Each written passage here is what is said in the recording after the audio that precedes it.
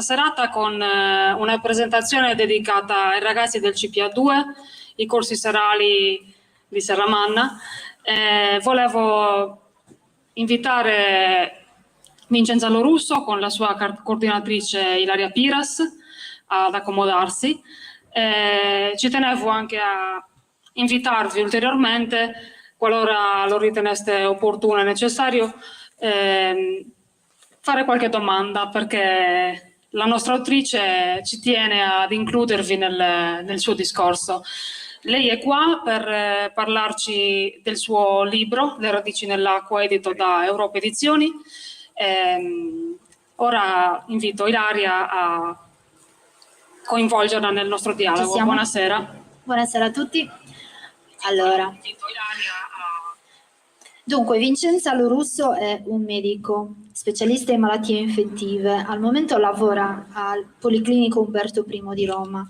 Lei nel suo libro racconta della sua vita, che appare quasi come raccontato in fasi diverse, permettendo al lettore di sognare, di crescere, di arrabbiarsi, deludersi, contestualmente allo sviluppo della sua storia.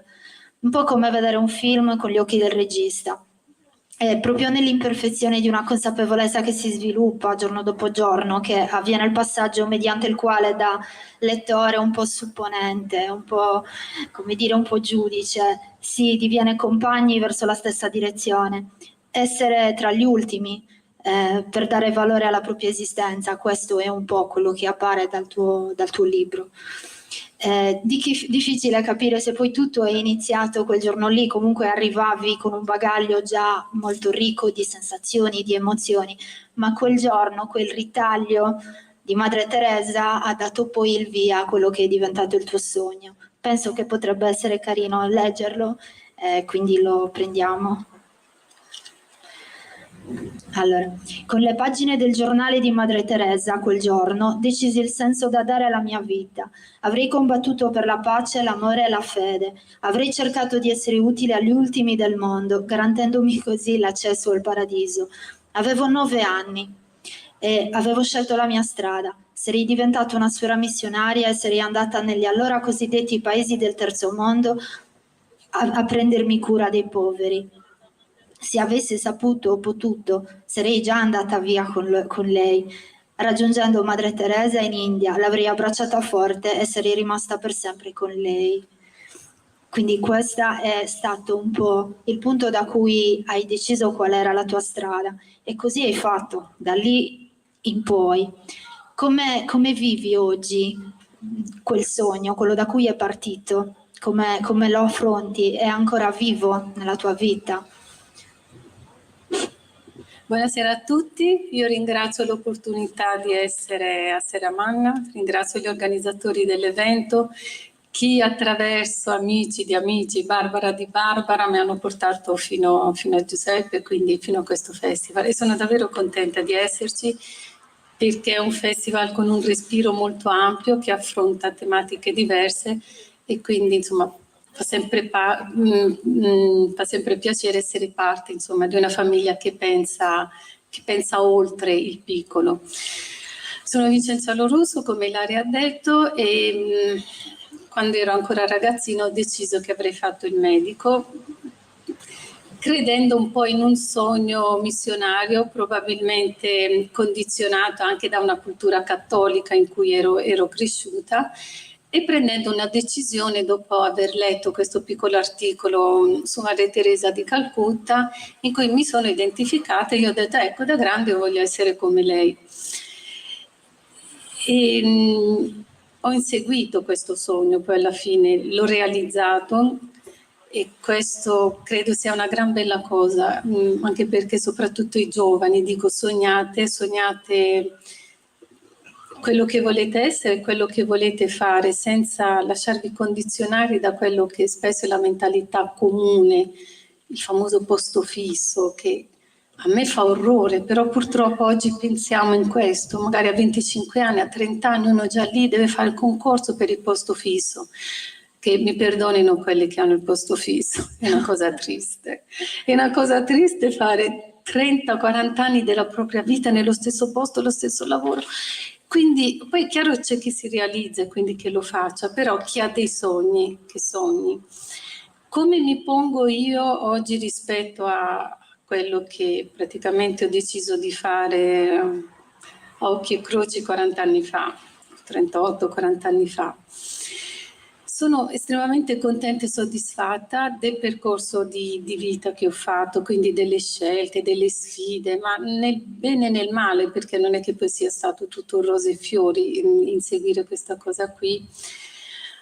Oggi forse c'è la componente dell'utopia più ridotta, perché quando hai 10 anni sogni, quando hai 20 anni o anche 30 pensi che cambierai il mondo, perché si parte. Io ero convinta che dopo di me avrei risolto tutti i problemi dei paesi poveri, perché mi sentivo così potente a 25-30 anni che ero convinta di questo. Poi la realtà dimostra che cambi molto poco, che cioè, le decisioni insomma sono altre. Però credo che cioè, lottare per un mondo più giusto, anche facendo una piccola cosa, che poi è sempre micro quello che noi facciamo rispetto a tutto quello che è l'universo, ti dà la soddisfazione, la bellezza di dire ecco, io ho contribuito a rendere il mondo un pochino migliore, ma se non il mondo, a volte la vita di una persona, la giornata di una persona. Quindi oggi, chiaramente rispetto a quel sogno, io non ho più questo atteggiamento da megalomane, diciamo così, che cambierò, che farò. Però credo che per certi versi può essere stato utile e se non è stato utile agli altri, lo è stato a me, perché le soddisfazioni che mi ha dato e farmi sentire bene nel momento in cui hai fatto una cosa bella, giusta, in cui credi, comunque è una ricchezza enorme, cioè dà un senso di riempimento e di felicità che magari un quotidiano sterile non sempre dà.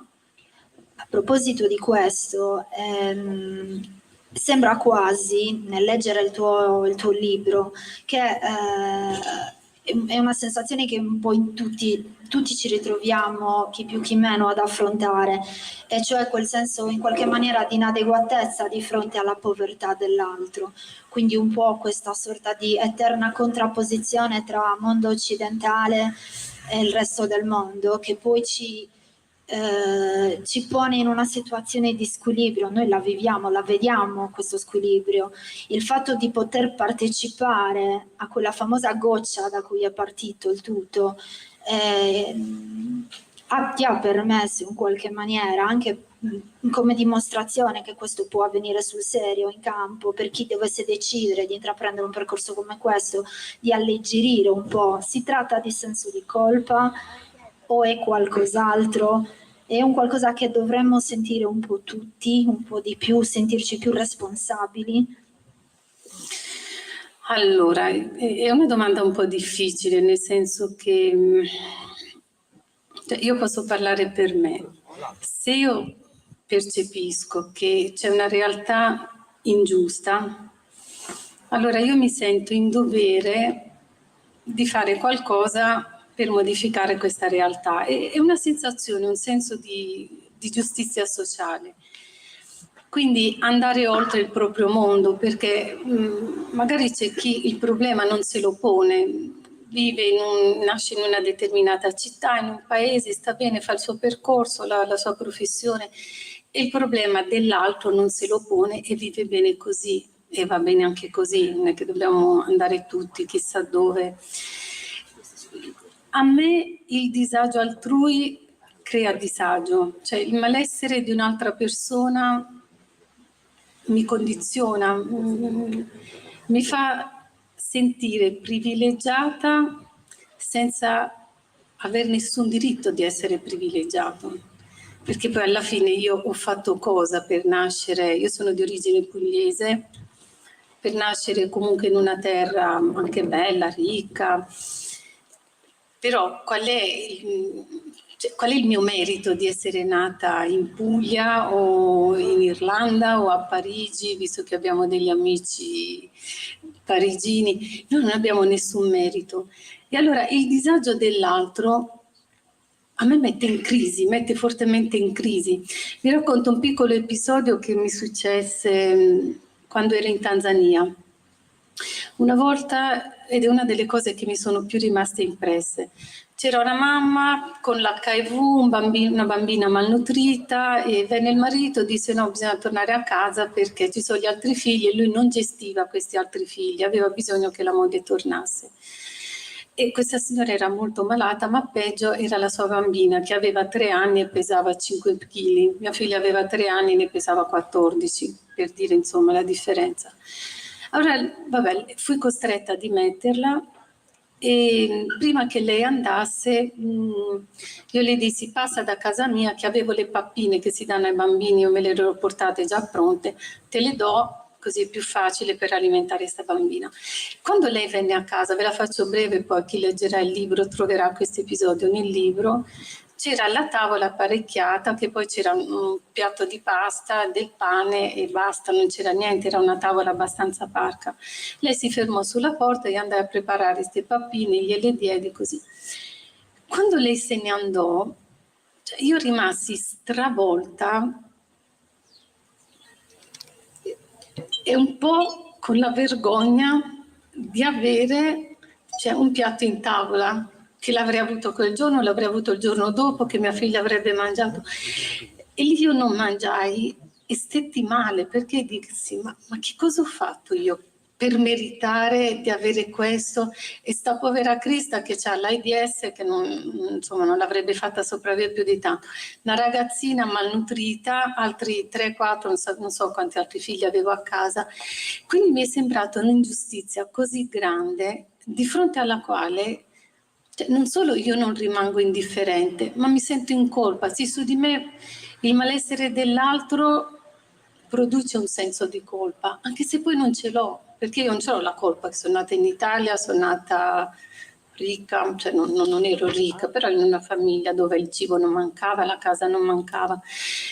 Quindi io credo non è che dobbiamo avere i sensi di colpa, però avere un senso di giustizia comune e di solidarietà maggiore, questo sì, è un obbligo etico, è un obbligo morale. Non voglio fare la predica, anche perché non sono né prete e non sono nessuno per farla, però credo che l'attenzione all'altro non ci deve essere, non possiamo essere indifferenti agli ultimi della terra, che poi non è che li dobbiamo andare a cercare in Africa.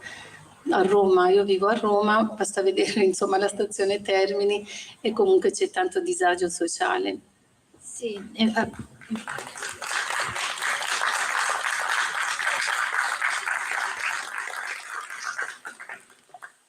questa edizione si è deciso di dare risalto al tema dei rifiuti. A proposito di questa questione qua, non credi che il considerare le persone, quelle che generalmente vengono chiamate appunto gli ultimi, addirittura in passato terzo mondo, cose di questo tipo, eccetera, il considerarli come tali, quindi come nostri fratelli, come nostri ipotetici vicini di casa, colleghi, possa in qualche maniera, o sia l'unica strada, come dicevi, per poter evitare di considerare come un rifiuto della società, ma bensì come una risorsa, come parte di noi, appunto, cioè finché non si decide che le cose devono cambiare nella nostra consapevolezza. Allora, intanto io penso che nessuno è rifiuto di nessuno, anzi, probabilmente c'è la persona in difficoltà in qualche modo vale tanto quanto, se non di più, perché comunque la persona in difficoltà è una persona che viene da una storia di sofferenza, nessuno scappa, e qui si sfocia un po' nella questione immigratoria, nessuno va via da un posto se sta bene. Cioè, chi è nato in questo paesino bellino, tutto accogliente, e sta bene, ci rimane, perché ha i suoi affetti, ha gli amici, ha la sua storia, la sua infanzia. Però c'è qualcuno che in questa dimensione non si sente bene, qualcuno che vuole andare lontano, vuole sognare, vuole fare altro di diverso, e la gente va via perché non sta bene con la sua base.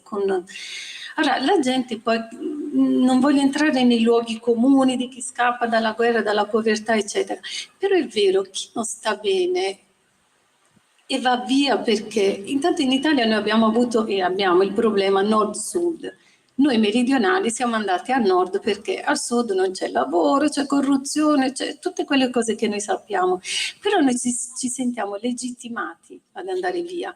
Chi poi decide di andare, i nostri ragazzi vanno a studiare in Inghilterra, ma che figo, che bravo, quello è andato a Londra, quello è andato a studiare ad Amsterdam, e noi li ammiriamo questi ragazzi perché hanno avuto il coraggio e sono da lodare. Quella è una forma di migrazione, però è legittima perché è la nostra. Poi però chi scappa o da una situazione di guerra o di povertà, il migrante economico che dobbiamo rimandare perché è un migrante economico, è un migrante che scappa dalla sua povertà, laddove vede che non c'è possibilità di migliorarsi, lui va via.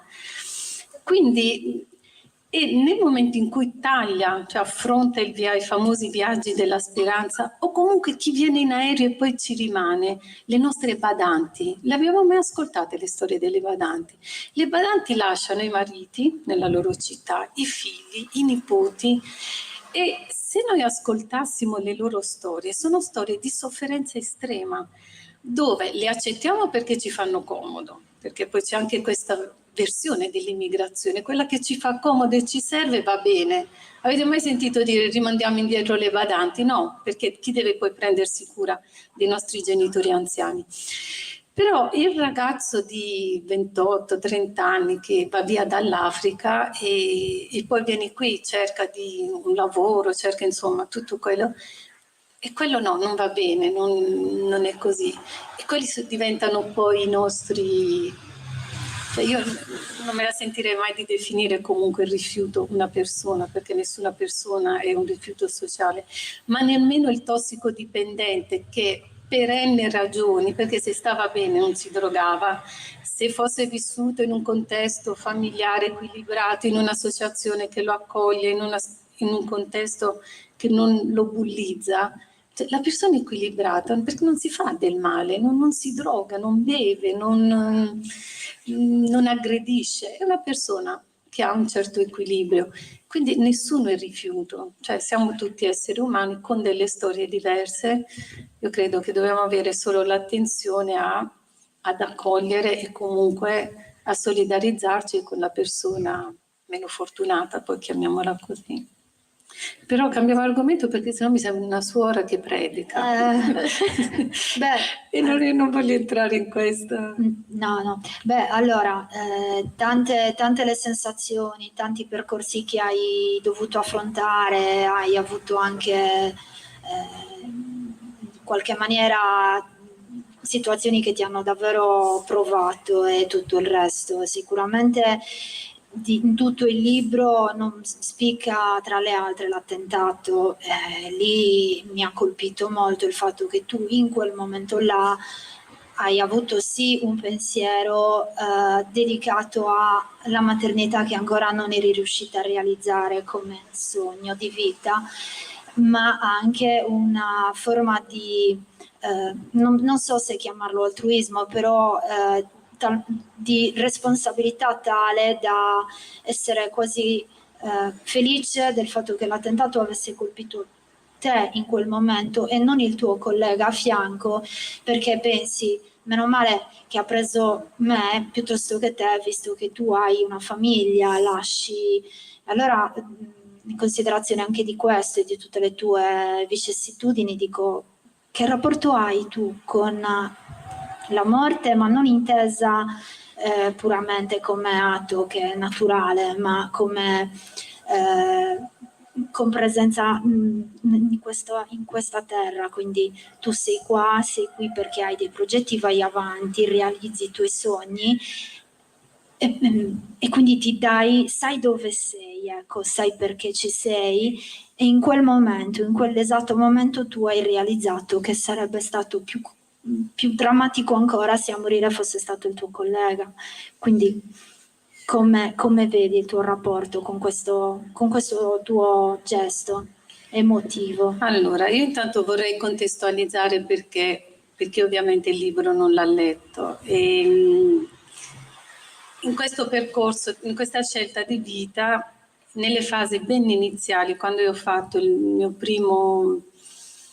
la mia prima esperienza come medico volontario in Guatemala, c'è stato un attentato abbastanza violento per cui io ho rischiato di morire letteralmente perché ho preso una fucilata alla testa, di cui ho le schegge, per cui se dico qualcosa di insensato mia madre diceva che è colpa del piombo che c'ho in testa.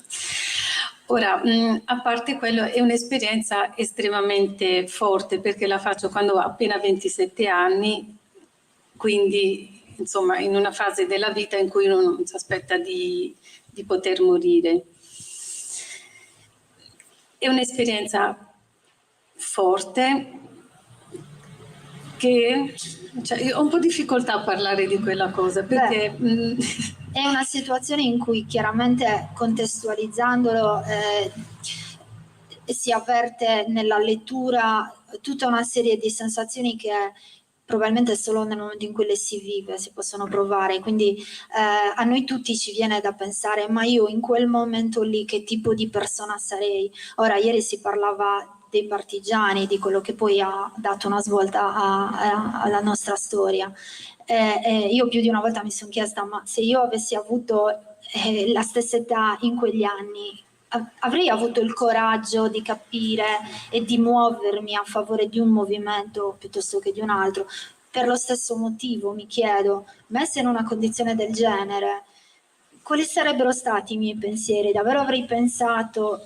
Personalmente credo di no, perché non penso di avere una così... Ok, che cosa è successo? A cosa si riferisce Ilaria? In realtà io quando ero giovane probabilmente aspiravo alla santità perché avevo tutti questi pensieri generosi su queste cose che poi nel tempo non sono stata così. E ora quando c'è questo attentato che prende me alla testa ma ferisce solo di striscio l'autista, siccome io sento che non ce la farò perché poi siamo nel pieno di un villaggio, lontani dall'ospedale, eccetera, io ho un pensiero generoso, diciamo così, ma che mi viene pur sapendo che di lì a poco devo morire. Allora io ti dico, guarda Julio, si chiamava Julio, meglio comunque che è successo a me e non a te, perché lui poco prima mi aveva detto, vuoi guidare? Io ho detto no, non voglio guidare perché c'era una collega, mi vergognavo di sbagliare, quindi io ero rimasta al posto del col pilota, e l'autista aveva continuato a guidare. Quando è arrivata la fucilata, diciamo, ha preso me che ero da questo lato e quindi ha preso me, insomma, e le ferite maggiori le ho riportate io, quindi io rischiavo di morire, l'autista no. Allora in questo percorso, mentre io andavo verso la morte, in realtà ci vivevamo verso l'ospedale, eccetera, io gli ho detto meglio che è successo a me e non a te che hai 2 figli. Quindi ho avuto questa espressione che non so da dove mi è venuta, però l'ho pensata e l'ho detta, di un po' di generosità, perché dico, vabbè, io se muoio tanto sono da sola, vabbè, famiglia, genitori, però non avevo famiglia mia. E lui invece non so giustificare da dove mi venne, l'ho pensato per davvero, perché poi in punto di morte uno non dice le cose che non pensi, cioè dici le cose che pensi. Quindi a me venne e ha colpito molto Ilaria, ecco perché lei l'ha portato in discussione, perché le è sembrata una cosa molto, molto generosa. Io non so perché mi venne, non so se oggi la penserei uguale. Beh, allora, vai.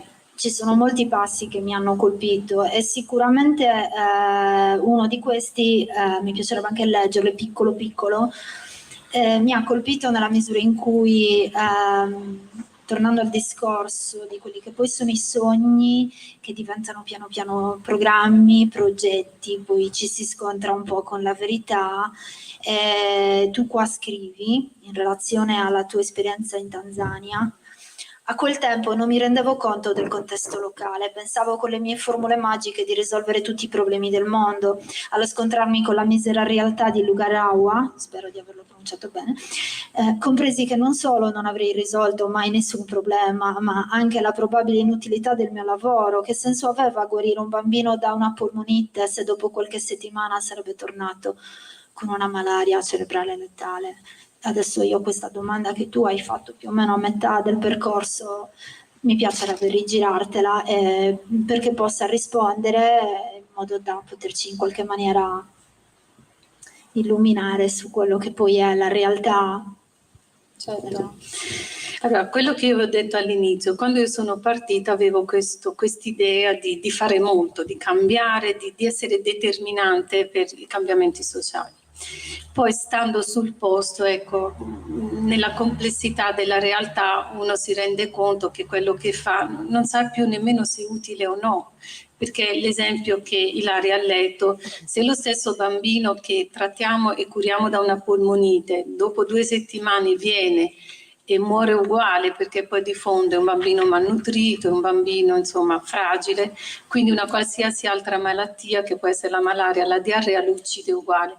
Quindi tutto il mio ideale di cambiare il mondo venne messo fortemente in crisi perché mi diede la misura un po' che forse era inutile, che magari era meglio se sto bambino moriva 2 settimane prima, per essere un po' crudele. E lì c'è quello che io ho accennato all'inizio. In Tanzania l'ideale missionario venne messo fortemente in crisi. Allora io mi dissi, ma perché tutto questo sacrificio che la scelta comporta, se l'utilità del mio lavoro può anche non esserci, perché poi la verità è questa, ma anche oggi quanto la cooperazione ha veramente cambiato i paesi, non lo so, non ve lo so dire, poi uno più va avanti e meno ha risposte.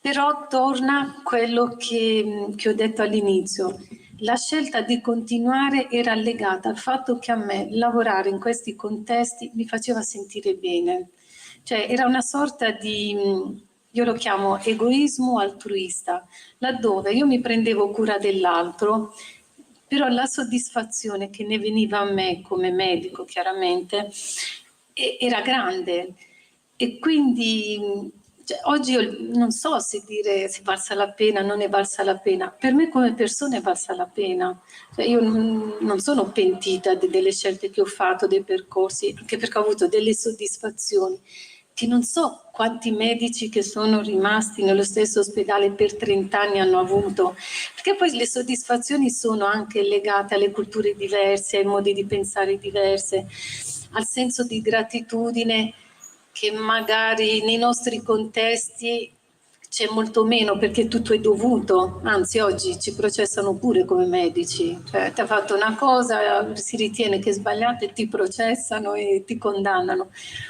Quindi ho perso il filo.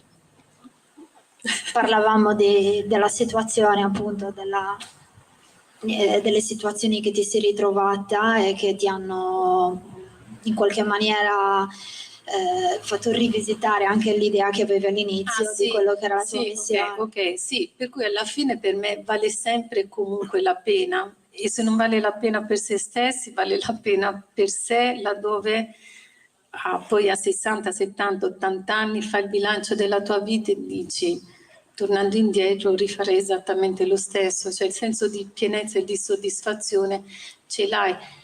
Poi può essere servito perché secondo me, così come in certi momenti la mia vita è stata, in un momento di difficoltà, è stata alleggerita dall'aiuto di un'amica o un amico e non te lo scordi più. Io ho qui una mia amica, che quando c'è un episodio di una mia cioè della mia maternità fuori dal contesto canonico del matrimonio, quindi io, insomma sta bambina, i miei genitori si incazzano perché non mi sposo, tutte quelle novellas del meridione di 25 anni fa e loro mi tagliano i soldi, cioè da un giorno all'altro mi mantenevano per l'affitto, per i libri e poi da un giorno all'altro dici ora scordati tutto questo. E c'è la mia amica Gianna che è qui, che per un periodo mi ha dato una mano economicamente. Poi è chiaro i soldi l'ho restituiti, no? No, perché... Però in quel momento cioè, la mia vita in una pesantezza, in un disagio di avere una bambina, non essere sposata, avere la famiglia contro, cioè, è stata resa più leggera da un'amica che ti ha teso la mano. Quindi io credo che al di là di tutto, tendere la mano all'altro, noi poi ce lo possiamo anche scordare, però l'altro non se lo scorda. quindi vale sempre la pena, sì. E tornando indietro io credo che rifarei più o meno le stesse cose, forse le farei esattamente tutte uguali, tanto poi quando uno le scelte le fa in quel momento crede che siano le migliori. Mi piacerebbe parlare anche della tua, hai lavorato tanto in tutti i paesi del mondo, poi per una serie di vicissitudini ti sei ritrovata anche a lavorare in Italia, nel periodo proprio tosto. Mi piacerebbe leggere un passo e poi riflettere un po' insieme. Era la prima volta che mi ritrovavo a lavorare in Italia. Nella fase iniziale, per quanto avessi studiato, mi sentivo insicura, conoscevo poco o niente del sistema sanitario italiano, non ci avevo mai lavorato né effettuato una prescrizione su ricetta rossa. Era la prima volta che venivo a contatto con l'ignota realtà dei migranti, con le loro storie di paura, di coraggio, di dignità e disperazione, storie di donne violentate e torturate nei campi libici, diventate madri dei figli della tortura che non accettavano, portavano su di sé i segni del martirio, cicatrici di sigarette spente sul loro corpo, tagli fatti a spregio per spaventarle nel tentativo di estorcere loro i soldi per proseguire il viaggio verso l'Europa. Supplizi di cui non erano sottratti nemmeno i ragazzi, per i quali la violenza sessuale subita era una vergogna non ammissibile nemmeno a se stessi e tantomeno raccontabile, ma che si portavano dentro come un marchio, segnandoli per sempre. C'era chi poi aveva vissuto o subito certe violenze nel paese di origine, dove aveva visto ammazzare i genitori o i fratelli davanti ai propri occhi ed era scappato, spaventato e terrorizzato alla ricerca di un mondo migliore. Ascoltavo comunque anche storie di successo, di integrazione, sebbene purtroppo prevalessero quelle di disagio. Spesso era la povertà il motivo di fuga, la ricerca di un lavoro ben pagato che potesse permettere di sollevare le sorti economiche della famiglia lontana. Decenni fa gli italiani partivano per l'America. Non era diverso da chi sognava e sogna l'Europa, imbarcandosi nei viaggi della speranza, senza nessuna certezza se non quella di approdare in paesi dove tutto sembra funzionare. Le storie di cui venivo a conoscenza mi entravano nel cuore. Era inevitabile che finissi con l'adottare alcuni ragazzi, la cui fragilità mi spiazzava, inducendomi a prendermi cura di loro come se fossero dei figli, portandoli a casa mia per offrirgli un buon pasto e un letto su cui dormire. E poi c'è tutta la riflessione sui centri di accoglienza, che non ho letto appositamente perché vorrei che almeno una piccola parentesi riuscissimo ad aprirla, perché temo che sia proprio la difficoltà a conoscere la reale situazione interna a certi ambienti che impedisce alcuni di capire quella che è la situazione, perché magari uno dice sì, sta arrivando, però poi gli danno tutto e i 20 euro al giorno, non so quanti ogni tanto cambiano. Quindi ecco, tu ci sei stata dentro, tu hai avuto modo di raccogliere le loro storie, di vivere i loro drammi, quindi vorrei che mi parlassi tu delle parti che non ho volutamente letto qua. Allora, faccio una premessa che quando io sono rientrata in Italia più o meno in maniera non definitiva, però stazionaria, sono quasi 5 anni che sono in Italia, dall'ultimo viaggio in Africa, e sentii che il filone di lavoro più vicino a me era quello dell'immigrazione. Poi sarà che io ho un particolare debole per gli sfigati, quindi mi piace lavorare con gli sfigati. Scusate, passatemi il termine che non vuole essere assolutamente offensivo. Quindi mi sono occupata di immigrazione e intanto ho visto cioè, quello che cioè io venivo dai paesi che originano le migrazioni, la gente, l'ho detto prima, va via da una situazione di povertà, da una situazione di disagio, eccetera. E mi ha abbastanza sconvolto, diciamo, l'accoglienza che noi facciamo, un'accoglienza che poi è un po' politicizzata, che è tutto questo. Un'accoglienza che indegna in qualche modo, perché mi ricordo che riporti anche la questione dell'acqua, quello ha colpito anche me, davano pochissima acqua e il latte diluito per... Sì, quando c'è stato il Covid, se vi ricordate, i migranti arrivavano nei centri di accoglienza a Lampedusa e poi li caricavano sulle famose navi quarantena. E lì, per esempio, perché nella questione della gestione migratoria, a parte il rifiuto dell'idea della migrazione, perché questo è il nostro territorio, ci appartiene, ce lo teniamo noi. E lì torno a quello detto all'inizio, ma noi cosa abbiamo fatto per avere questo, cioè, sì siamo italiani, ma perché per caso siamo nati in Italia, non perché abbiamo chissà quale privilegio. Nelle navi quarantena ho fatto un'esperienza abbastanza dura, perché siccome dietro c'è una questione di soldi, e allora si tende a risparmiare, quindi sulle navi quarantena io ho visto dare il latte annacquato ai bambini piccoli, in piena estate razionare l'acqua, laddove c'erano 40 gradi, perché poi comunque faceva caldo, io l'ho fatto, era il mese di agosto, settembre che ho lavorato nelle navi quarantena, cioè questa cosa di razionare l'acqua in piena estate, cioè, mi è sembrata una cosa estremamente crudele. E la vita nei centri di accoglienza è ugualmente dura e difficile, perché il cibo è molto poco mangiabile. Poi è vero che le istituzioni, io non so quanto voi conoscete di quello che c'è dietro la gestione migratoria, i famosi 35 euro di cui si parlava, che le cooperative eccetera hanno per la gestione dei migranti. Poi in realtà come gestiscono questi, cioè, per dar da mangiare contrattano una ditta e alla ditta il cibo che viene richiesto ha il valore di 2-3 euro, quindi la ditta fa della pasta appiccicosa eccetera e la dà, quindi insomma comunque sono delle situazioni molto poco umane quelle della gestione migratoria. I centri di accoglienza, alcuni sono più o meno tenuti decentemente, altri invece sono brutti, sono tristi, sono squallidi. Ma al di là anche della condizione logistica, secondo me il dramma migratorio oggi si consuma nel fatto che il migrante viene intrappolato nella burocrazia, per cui non può lavorare perché non ha il permesso di soggiorno, non può avere il permesso di soggiorno perché non lavora. E quindi la cosa che deve far riflettere è che questa gente spesso poi finisce con diventare matta, ma nel vero senso della parola.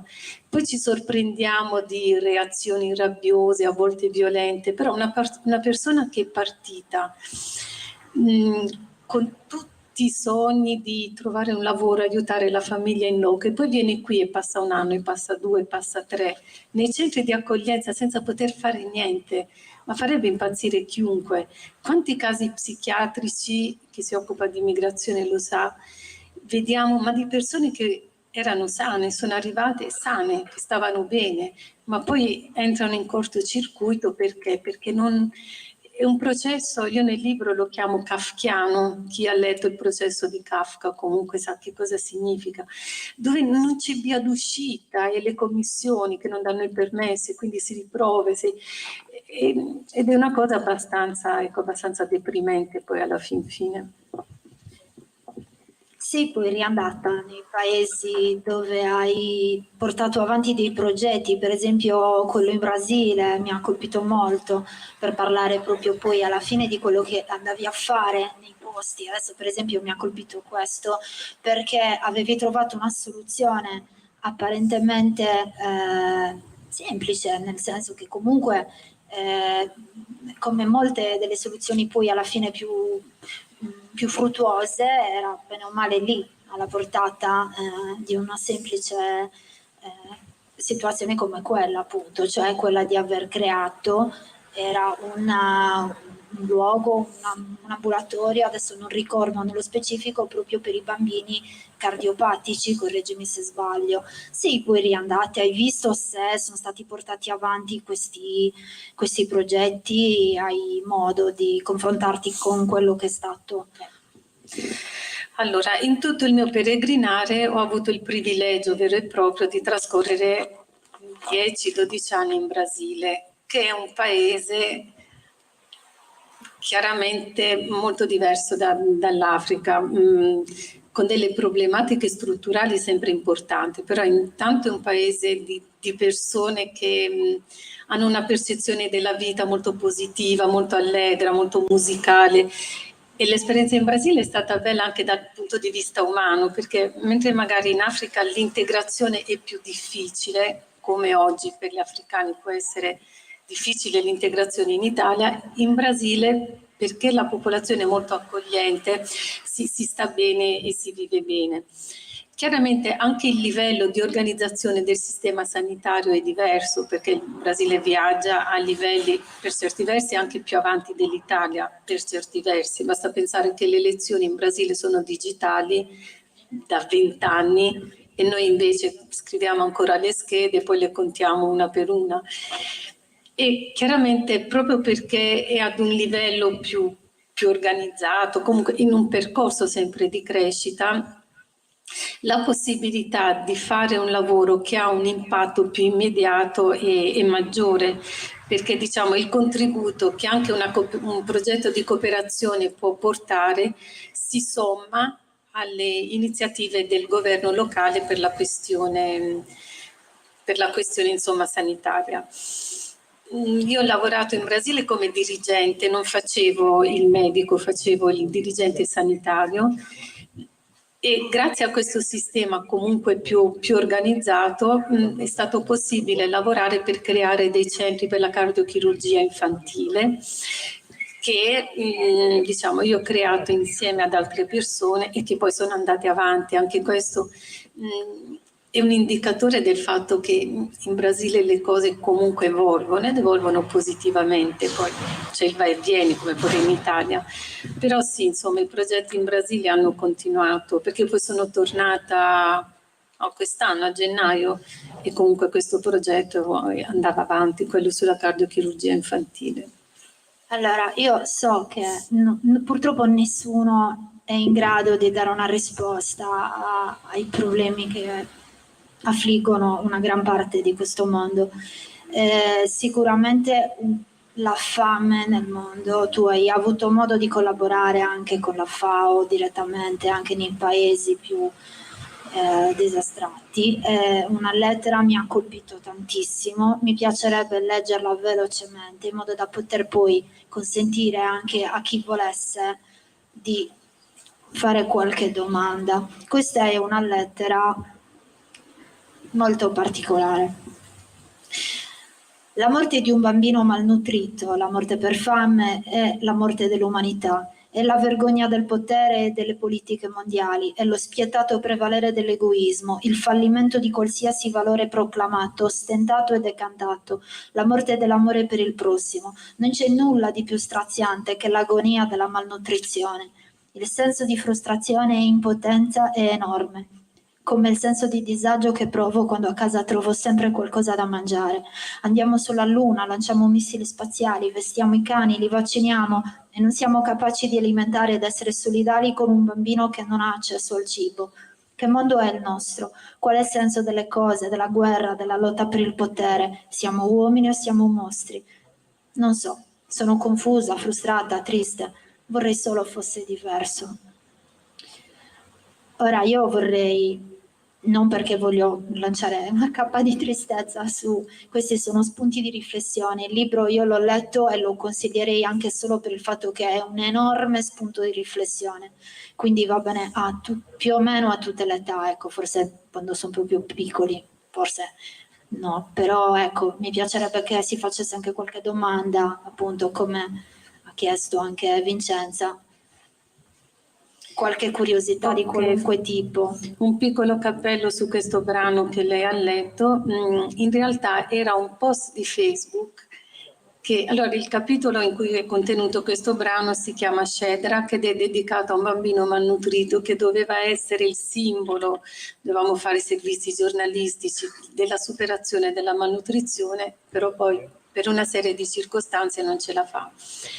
E siccome io avevo riposto tante speranze in questo bambino perché sembrava proprio la dimostrazione che ci si poteva fare, poi quando muore rimangono particolarmente rattristata. Quindi scrivo un post su Facebook con questo testo. Questo testo io sono andata a cercarlo su Facebook e l'ho riportato nel libro perché era con la percezione, la sensazione di quando Shadrach praticamente è morto. E voglio fare solo appunto una piccola riflessione sulla questione della malnutrizione che secondo me è la piaga più vergognosa della nostra umanità, oggi e sempre.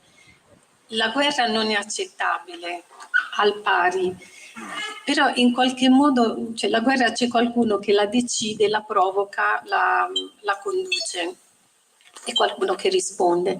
Però la questione della malnutrizione è qualcosa che a me fa orrore letteralmente, perché anche l'agonia stessa dei bambini malnutriti, cioè questo morire lentamente per la fame, noi usiamo sempre l'espressione sto morendo di fame, che io ho imparato a smettere di usare. Vabbè, io ho sempre fame dalla mattina alla sera, però non dico più sto morendo di fame, dico sempre ho fame, perché morire di fame è una delle sensazioni più brutte che ci possano essere.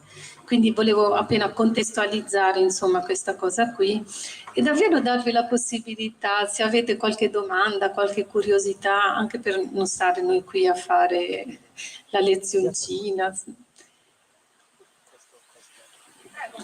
Prego, si avvicini pure.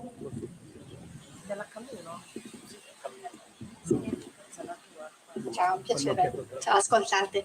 Ascolta, io stavo pensando se ti sei ritrovata in un atto di terrorismo o di guerra.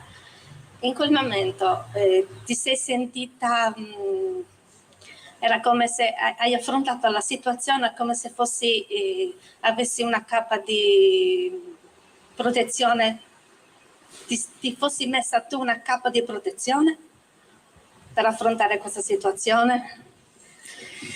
Allora, si è resa conto di quello che succedeva? No. E io è quello che Praticamente no, perché noi eravamo andati a lavorare in un villaggio, così col medico che mi doveva sostituire dovevo rientrare in Italia e sulla via del ritorno c'è stata questo sparo.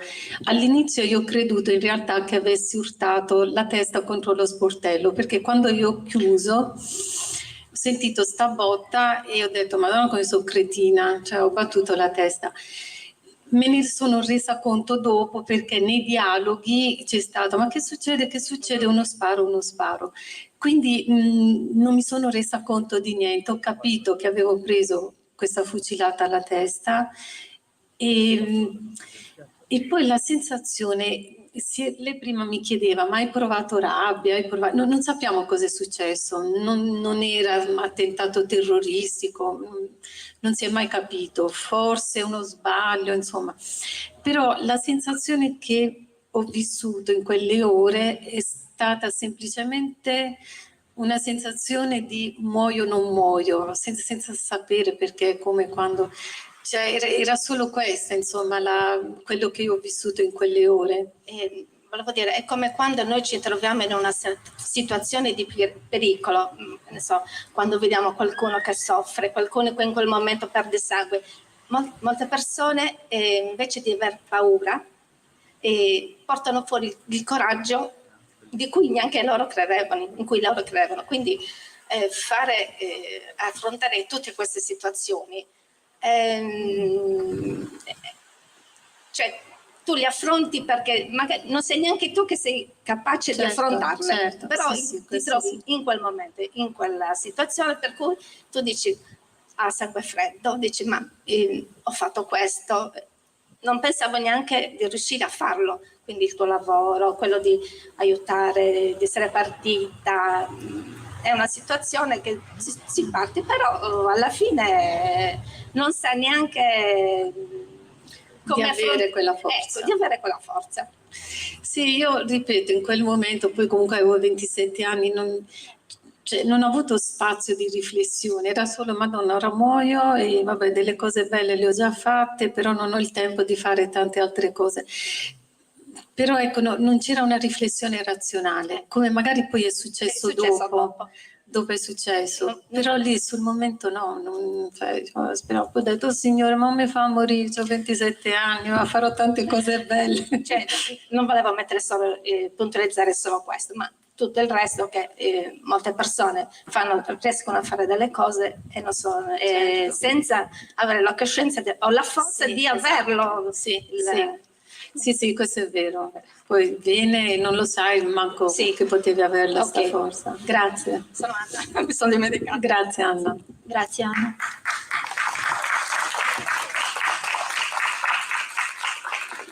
Come siamo coi tempi? Possiamo. Non so se qualcuno vuole fare qualche altra domanda, ci fa piacere, se no... No? Sembra che va bene. Va bene, allora, io vorrei chiederti, praticamente parleremo per altri 4 giorni, tipo abbiamo avuto il piacere di trascorrere anche altro tempo insieme, però ragazzi, allora, questo libro è un testo biografico con un valore aggiunto che è quello di essere un percorso di vita particolarmente ricco di spunti di riflessione e magari anche qualche ispirazione, proprio per magari scoprirci più forti di quello che pensiamo di essere. E niente, grazie Vincenzo. Grazie a voi.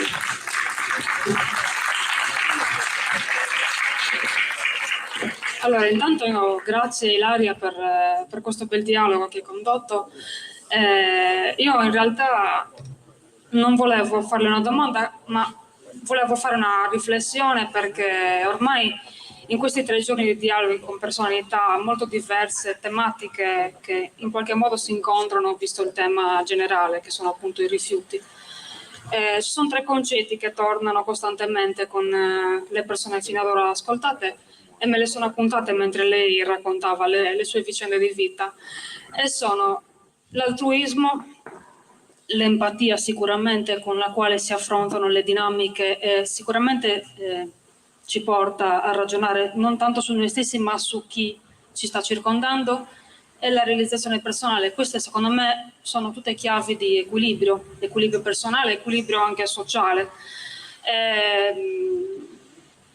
È bello pensare che alla fine questi concetti ci legano in qualche modo, perché chi magari si è trovato in situazioni come quelle che abbiamo potuto ascoltare ieri, di estrema difficoltà, si è visto la vita ribaltata e quindi ha dovuto trovare il coraggio, oppure come lei, che è grata alla vita che le è stata regalata e che però considera importante regalare la sua gratitudine a chi invece non è nato sicuramente in una parte del mondo così agiata come possiamo appunto pensare. Quindi io la ringrazio personalmente e ci tenevo a ringraziare chiunque si è unito e ha voluto dare il contributo. Grazie mille.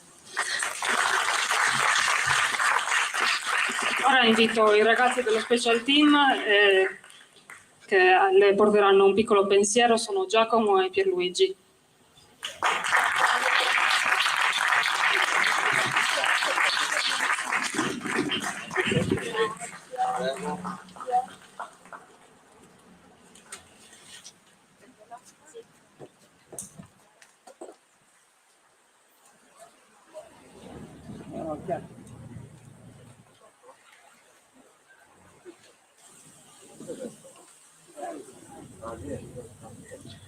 Il primo incontro della serata penso che vi abbia ammaliati, però prima di procedere volevo leggervi i passi di Pierpaolo Pasolini al 100° anniversario della sua nascita, che sono per noi lo spunto della scelta di, grazie al vostro contributo nella 4ª edizione, per la scelta del tema. Nei rifiuti del mondo nasce un nuovo mondo. Nascono leggi nuove dove non c'è più legge. Nasce un nuovo onore dove onore è il disonore. Nascono potenze e nobiltà feroci, nei mucchi di tuguri, nei luoghi sconfinati dove credi che la città finisca e dove invece ricomincia, nemica, ricomincia per migliaia di volte, con ponti e labirinti, cantieri e sterri, dietro mareggiate di grattacieli che coprono interi orizzonti.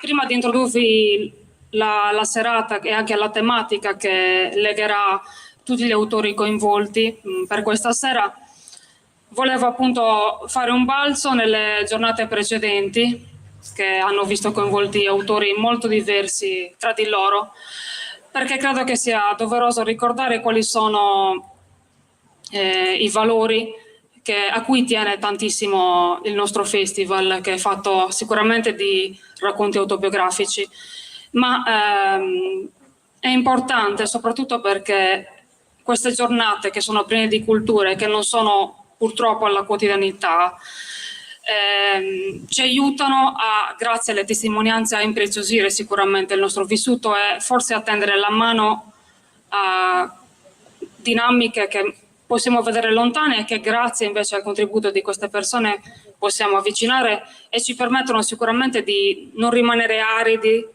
di fronte a questo genere di problematiche che non sono poi così tanto lontane e che ognuno di noi sicuramente ritrova nel proprio vissuto.